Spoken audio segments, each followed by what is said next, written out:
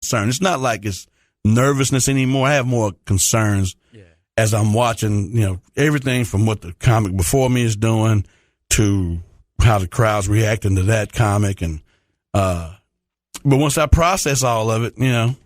See, I'm the same way though. Like I'll do these high school football games. I can't eat. I'll wait till after the game and then I'll go eat. I can't do it. I can't eat before I go on. Yeah, man. No. Yeah, me neither. Yep. Okay.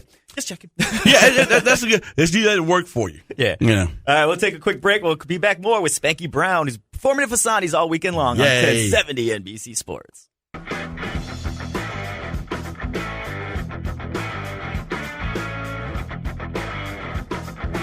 Welcome back to Larry Timko Show on 1070 NBC Sports with Spanky Brown in studio. Spanky performing tonight and tomorrow at Fasani's. For tickets, log on to Fasani.net or call 629-9191. And, of course, it's the weekend. That means you can get some great pasta dishes starting at $9.95. Yes. I don't have the menu in front of me, but I'm sure there's a carbonara on there somewhere. Man, if it ends in an A, it's on that menu. I know that much. It's like what did I have the other? Chicken parm. Well, I don't know the chicken parmigiana. Yeah. Which you don't say the A, I don't think. And then last night I had this. If you're Italian, you can. Yeah. Chicken parmesan. Chicken parmesan. You got to use your hand like you're in New Edition or something. And then I did what did I have? Last night I had a stuffed flounder with like this stuffing with scallops and crab and shrimp in it. It was ridiculous. And I ate it at 12 o'clock at night with this cream. I shouldn't have ate that stuff last. I should have waited till the day, but I couldn't. Well, it works out perfect because your show's at 8:30. By the time you get off the stage, you're like right around a little after 11. Yeah. And then NBA free agency starts at midnight. Perfect. Yeah. Well, kind of. It's the moratorium where you can meet with players and sign them, but the other team, the original team has 72 hours to match the contract. To match the contract. Yeah. Anybody moving besides Hayward and? Well, we know Paul's gone. He got traded to the Rockets. So the next big name, I guess, would be Blake Griffin. He's meeting with the Clippers in about an hour from now, and then he's going to meet with the Suns tomorrow. LA is expected to make him a top priority, but now that Paul's departure is gone, why would you stay? We'll start all over again. Might as well, yeah. It makes sense to me. I always thought the trade that would work for everybody. If the Clippers would have traded Blake to Oklahoma for Durant, because he'd been back home. Yeah. And he would be and Blake really is not the number one guy I think we thought he'd be. No. Because, he was not, I guess he was the number one guy in L.A., but back home in Oklahoma, he'd be with Westbrook, who's got to have the ball. I thought it'd be a great match. That's what I thought, too, of Oklahoma City. I also thought that maybe Oklahoma City would have invested in a legitimate one to go with Westbrook. He's really a 2. Yeah. And he's a monster. Don't get me. I love Russell Westbrook. I love his game, but MVP. He what he did this year was more triple doubles than anybody in the history of the NBA. Bananas. That's crazy. That's one of the records I thought would never fall. Yeah. Like when Cal Ripken broke Lou Gehrig's record and streak. The streak. That's it right there. Yeah. So what major streak is left? DiMaggio's 51 games, 56 games. 56 games. That will never get broken. That'll never get broken. No one's even come. The closest anybody's ever came was Paul Molitor back in the 80s. Molitor back in the 80s. Yeah, and nobody's even come close. Pete Rose before that. So yeah, no one's even come close. So that streak will never end. Another streak I don't think anybody will beat either is Sean Alexander. That year he scored 31 touchdowns. Yeah. I don't think anybody else break that record either. But getting back to basketball, Gordon Hayward is also set to meet with the Heat today. So, you mean today? Yeah, he's got the Heat today, then the Jazz on Monday, and then he's going to meet with the Celtics after that. My money's on the Celtics, I think. Mine too. Yeah. I really think they're going to sign one big free agent, and then they're going to trade for. I still think they're going to trade for Paul George. I think so too. Now the Lakers pulled out, which makes sense. There's no way they should trade for Paul George, especially when they know they're going to have him for sure next year and not have to give up any assets. He wants to come. Yeah, exactly. To L.A. So why would you give up anything? Yep. But you can rent him for a year, I guess. A rental, they call it. Yeah, but what they did, the latest rumor has it, is the Indiana Pacers asked the Celtics for a starting player, and they want 2 number 1 picks. So they want basically a starter and 2 number 1s for Paul George for a 1-year rental. And the Celtics said, heck no. No, we ain't doing that. No, not going to happen. We're not doing that. No. That's crazy. But I understand Paul George wants one more shot to dethrone LeBron James in that Eastern Conference Finals before he takes off to L.A. So. Well, his best shot is going to be in Boston. Yeah. Well, Boston gave them all they wanted this year. Yep. I think Memphis, I know I'm a homer, but Memphis should be in the East anyway. Geographically, it should be in the East. Yeah. Sits on the Mississippi. And the You'd East, have a better chance of winning in the East, too. We'd have a better chance of winning. I think, with the grit and grind style, it's ugly. Like, I pull for Memphis, but I watch Golden State. Mm. It's ugly to watch sometimes that grit and grind you down, but if they were in the Eastern Conference, it wouldn't be such a cakewalk. Now, I don't know who you put in the West. You have to swap off some kind of way, but, and now Steph Curry and Kevin Durant both opted out of their contracts, but they're expected to re-sign with Golden State. But if you're another team, wouldn't you? Now that they're at least free agents, you got to at least try to talk to them, right?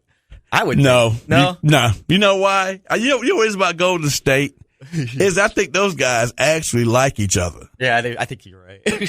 I think they babysit each other's kids on date night and stuff. I think you're right. I think we're having a sleepover, bring them up. I think they genuinely like each other. Which is rare. Which is rare. Yeah. I mean, they seem as though they actually get along. Yeah. And I think that's maybe the biggest key to their success is, the chemistry. The chemistry. Yeah. Because they're all, 7 teams are hitting on Iguodala right now. I don't think he's going to go.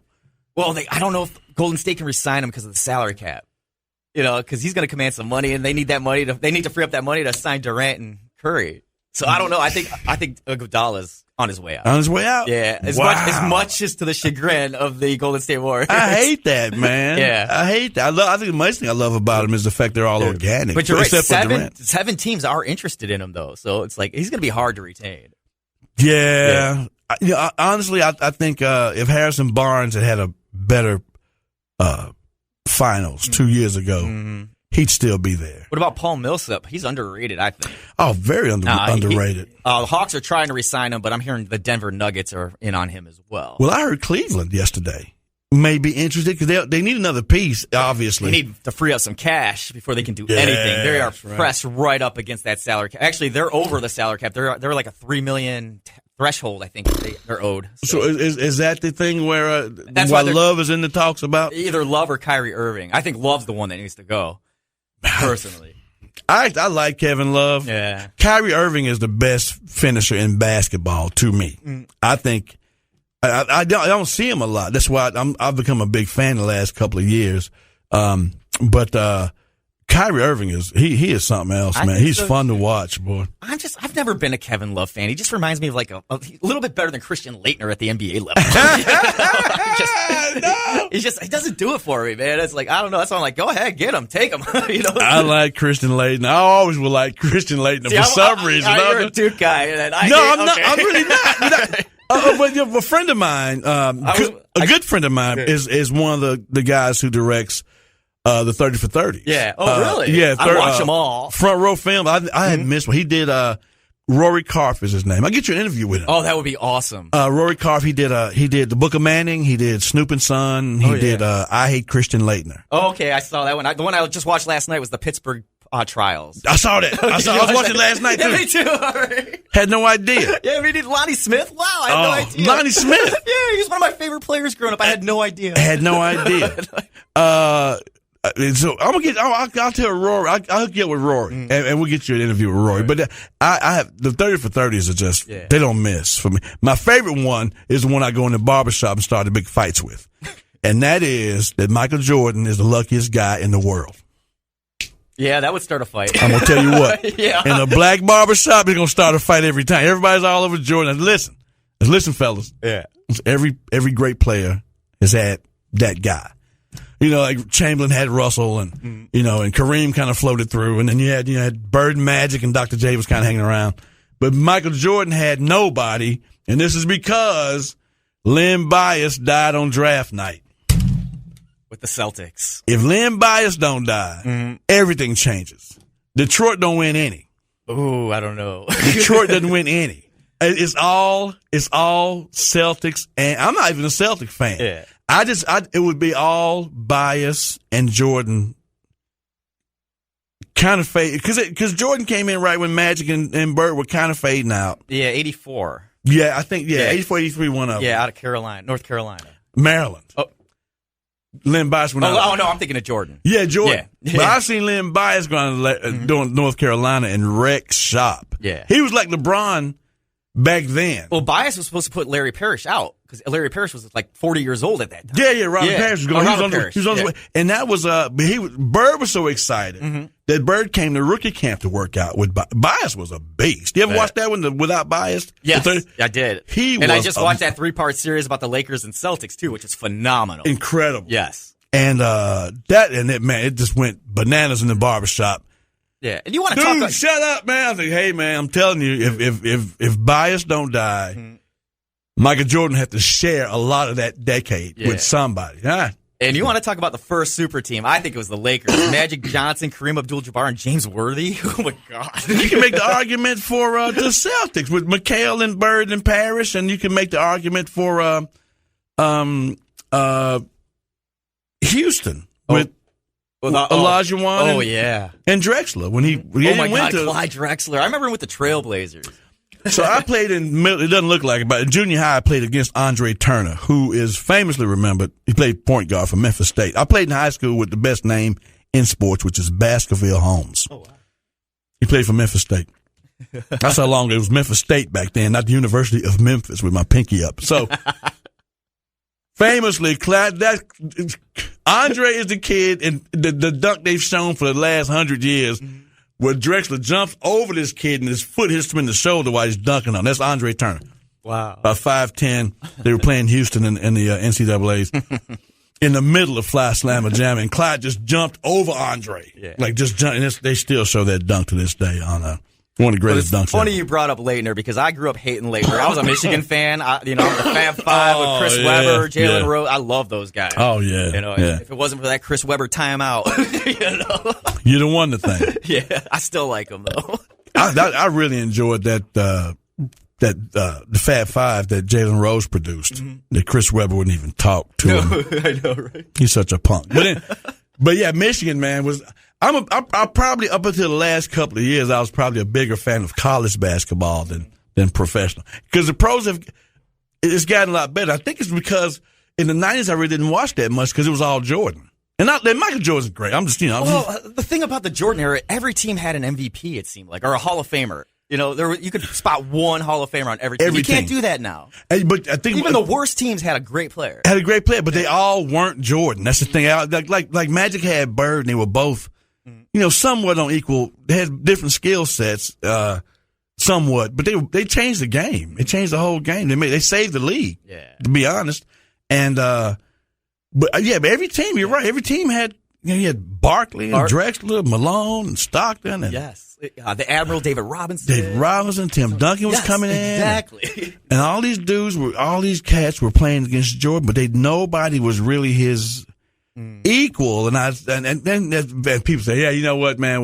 If was a fifth, we'd all be drunk. And I get it. I just think if Bias played in that mid 80s to 90s, I think a lot of stuff. I don't think Detroit wins any. The bad boys, man. I don't know. I like Robin. Dennis Rodman and Bill Laimbeer. I love that aggressiveness, and I wish they would bring that style of basketball back, but they can't because they changed all the rules. Yeah. You changed all the rules. Yeah. You can't. LeBron being the biggest, and LeBron is a good dude. Yeah, well, it started with Shaquille O'Neal. It really with the hacker shack. Yeah. And I get it. I mean. And now, if it wasn't for the rule change, you wouldn't even hear about Steph Curry because he would never be able to get off a 3-point shot. No. He'd be on his head. Oh, my goodness. He'd be on his behind. Yes, he would. Steph Curry came out of nowhere. Nobody saw him coming. No, not at all. I mean, he was drafted 26th? He was late. I thought he was 7th. Was he 7th? I think he was 7th. Okay, I'll have to check that. But I used to hate his dad. He's come to Memphis, Virginia Tech. Curry. That dude's shooting from the bus. Yeah. Somebody get him. God. No doubt. Well, it's funny. There's a funny story about him. We always talk about Lonzo Ball. Well, Steph Curry's dad did the same thing years ago. I think it was the Nets that wanted to draft him. He's like, no, we're not going to the Nets. So it kind of pulled the same thing. I didn't know that. Yeah. I didn't know that. We'll take a quick break. We'll be back on 1070 NBC Sports with Spanky Brown. All right, welcome back to the Larry Timko Show on 1070 NBC Sports with my guest Spanky Brown in studios. Yes. Yeah, Spanky at Visani's all weekend long. Get some tickets, Visani.net, or call 629-9191 to make your reservations. 8:30 show tonight, 7 o'clock tomorrow, and then we're off for a 4-day weekend. Man, this has been the best day ever, man. Talk sports and crack jokes. So I'm trying to not be so silly at 55 years old, but I can't help it. So